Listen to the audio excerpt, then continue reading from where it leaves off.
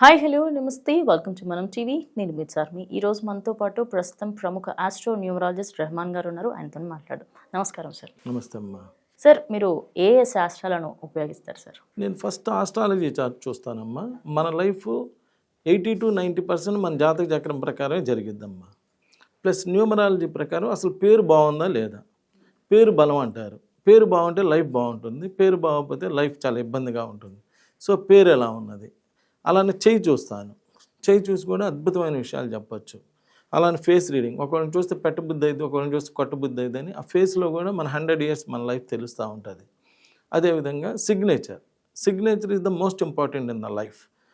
ఎలా సంతకం పెడుతున్నాం ఏంటి దాని మీదే మన హెల్త్ ప్రాబ్లమ్స్, మన లీగల్ ప్రాబ్లమ్స్ అన్నీ తెలిసిపోతుంటాయి. ఓకే. తర్వాత marriage date is the most important in the life. First date of birth అయితే దాని ప్రకారం మన లైఫ్ జరిగేది అయితే, second date of birth is the marriage date. పెళ్ళికి ముందు ఎవడైనా ఎట్లయినా బతికిపోతాడు. ఆ పెళ్లి దగ్గర నుంచి అసలు ప్రాబ్లమ్స్ అనేవి ఉంటాయి. అంటే మ్యారేజ్ డేట్ బాగాలేకపోతే ఇలా ప్రాబ్లమ్స్ వస్తాయి. మ్యారేజ్ డేట్ కూడా బాగుంటే లైఫ్ బాగుంటుంది. సో మ్యారేజ్ డేట్ ఎలా ఉంది, ఇలా ఆస్ట్రాలజీ, న్యూమరాలజీ, పామిస్ట్రీ, గ్రాఫాలజీ ఎలా రాస్తున్నారు, ఈ రాసే విధానాన్ని బట్టి కూడా వాళ్ళ యొక్క మైండ్ సెట్ అనేది తెలిసిపోతుంటుంది. అలానే face reading, signature analysis, marriage dates, ఇలా ఇన్ని శాస్త్రాలు చూస్తాను. నేను చూసి ఒక అద్భుతమైనటువంటి రిజల్ట్స్ ఇవ్వటం జరుగుతుంది. కొన్ని సంవత్సరాల నుంచి ఇలా ఎంతోమంది నా దగ్గరికి వచ్చి ఇలా అన్ని రకాలు చేయించుకొని ఇలా మేలు పొందటం అనేటువంటిది జరుగుతూ ఉన్నది. నమస్తే సార్. ఇప్పుడు మనం అందరం హ్యాపీగా ఉంటున్నాం, కానీ కొందరికి ఎట్లా అంటే రోగిష్టి రోగం అన్నట్టు ఎప్పుడూ ఏదో ఒక రోగంతో లేకపోతే ఏదో ఒక అనారోగ్య సమస్యతో వాళ్ళ ఇంట్లో ఎవరో ఒకరు బాధపడుతుంటారు.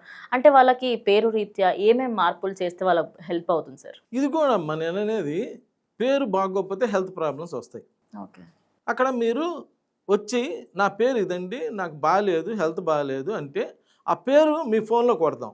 అక్కడ ఉంటుంది దే సఫర్, ఏదో హెల్త్ ప్రాబ్లమ్స్ అని ఉంటుంది మీ పేర్లో. లేకపోతే హెల్త్ ప్రాబ్లమ్స్ రావు, మీ పేరులో ఉంటుంది, కంపల్సరీ ఉంటుంది అనమాట. అదే నన్ను కలవడం కానీ నేను ఆ పేరు కరెక్ట్ చేస్తే మళ్ళీ కొట్టినప్పుడు డిసీజెస్ గెట్ క్యూర్డ్ అంటాడు వెంటనే. ఇది ఒక అద్భుతమైన శాస్త్రం, అందుకని ఇంత గట్టిగా చెప్పగలుగుతున్నాను. నిజంగా అలా క్యూర్ కాలేదనుకోమ్మా, వెళ్ళి అందరికి చెప్పండి, 100 మందికి చెప్పండి, ఈయన ఊరినే హెల్త్ ప్రాబ్లమ్స్ క్యూర్ అవుతాయి అంటాడు కానీ అవ్వవు అని 100 మందికి చెప్పండి. నాకు వ్యాపారం లేకుండా చేయండి, అసలు నా దగ్గరికి ఎవరు రాకుండా చేయండి, అసలు ఈ శాస్త్రమే లేకుండా చేయండి.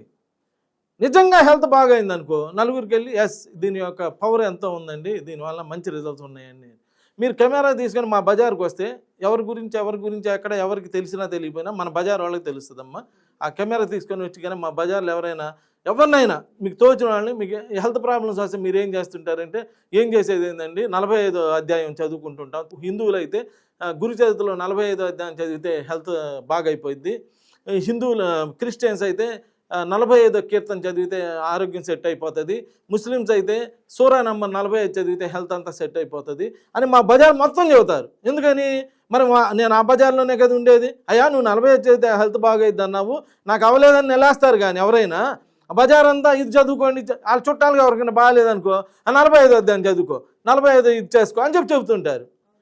అలా భగవంతుడు మనకి అన్ని సోర్సెస్ ఇచ్చాడు. అంటే జబ్బు ఆయన తయారు చేశాడు, ముందు ఆయన తయారు చేశాడు. ఆ రోజు కరోనాకి అందరూ ఇబ్బంది పడ్డారు, వెంటనే ముందు ఇచ్చాడా లేదా?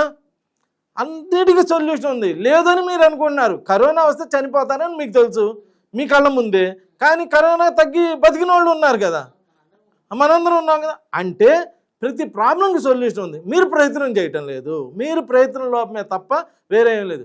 సో ఎప్పుడు అనారోగ్య సమస్యలతో ఇబ్బంది పడే బదులు ఒకసారి నన్ను కలిసి చూడండి, డెఫినెట్గా మీ హెల్త్ అంతా కూడా సెట్ అయిపోయి మంచి రిజల్ట్స్ పొంది చాలా మీరు కూడా ఆయురారోగ్యాలతో సుఖ సంపదలతో ఉండే విధంగా చేసి పెట్టే బాధ్యత నాది. చేయలేదనుకోండి, నేను అంటున్నాను కదా, 10 మందికి వెళ్ళి చెప్పండి, లేదమ్మా ఇవన్నీ ఒట్టి మాటలని చెప్పండి అని చెబుతున్నా కదా.